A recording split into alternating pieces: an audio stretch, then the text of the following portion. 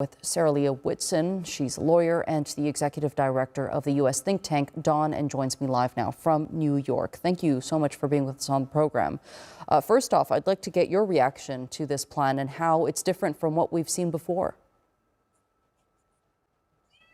Well, it's certainly much longer, and it also verges on the farcical when you think of the names of some of these committees that President Trump is appointing and announcing himself the head of. It appears, of course, to be rather serious. I have no doubt that the Emiratis had a major role to play in many of the terms of this proposal. But frankly, as much as I want to be hopeful, as much as I think everyone in the world agrees that the most urgent priority is a ceasefire, I am very concerned that this plan actually includes no commitments and no guarantees for full Israeli withdrawal, no commitments and guarantees to end Israel's occupation, and most significantly, the notion that Gaza can be subject to rulers not of its choosing, trading the occupation of the Israelis for occupation by an entity or a body headed by President Trump. I think that the fundamental guiding principle must be that only Palestinians should be able to choose their representatives. And finally, I would note that there is not even a mention of a state of Palestine, not even a mention of the right of the Palestinian people to self-determination. I don't think that the solution to Israel's occupation and apartheid is to create a temporary, transient, foreign rulership over the people of Gaza. That is not the solution that will bring peace, security, and justice to the region. Right. I mean, there are a lot of questions that are still unanswered, including security guarantees in regards to both sides abiding by the deal. They haven't been given. And when you look at the military capabilities of Israel compared to Hamas and Israel's track record of atrocities, it's Hamas that is more in need of those guarantees. How could Trump ensure that Netanyahu will stick to the deal? Well, he can't ensure it because we already saw the first ceasefire deal that President Trump boasted about securing wasn't even worth the paper it was written on, because Israel promptly broke the ceasefire. And by the way, Israel has repeatedly broken nearly every single ceasefire that has been in place in Gaza.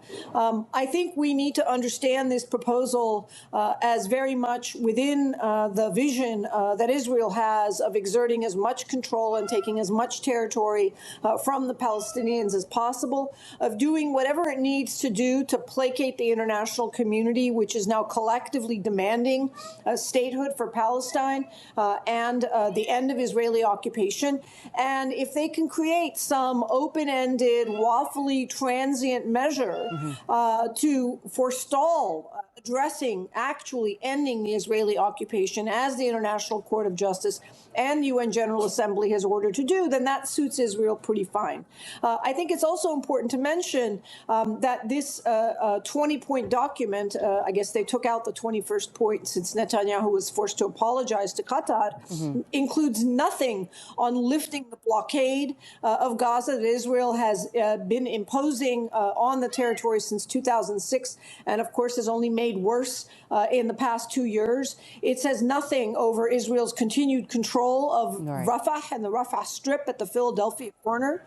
And so really it's not something that is going to lead to any kind of a durable solution. Well, one of the more positive elements of this plan that stood out to me was the UN being able to continue its aid operations across the Strip. How significant is this, especially after the disastrous job conducted by the GHF? Well, two things. One is that I don't think this precludes the GHF continuing to operate. And we also know simultaneously that there are very serious plans to expand the work of GHF, regardless of the fact that over 1,800 Palestinians have been killed at these GHF distribution sites. It also talks about restoring aid that comes into Gaza to 2019 levels. as if that was an adequate provision of humanitarian aid to Gaza, which is completely isolated and blockaded by Israel since 2006. No, all restrictions on aid should be lifted. No, Israel should have no control or say over what passes through to Gaza from the Egyptian side, from the Egyptian border. The reason we're in the situation we're in now, the reason there will continue to be conflict and insecurity and violence is because of Israel's occupation and siege of Gaza, and occupation and siege of much of the West Bank now. The executive director of the U.S. think tank Dawn, Sarah Leah Whitson, thank you so much for being with us here on TRT World and sharing that insight with us.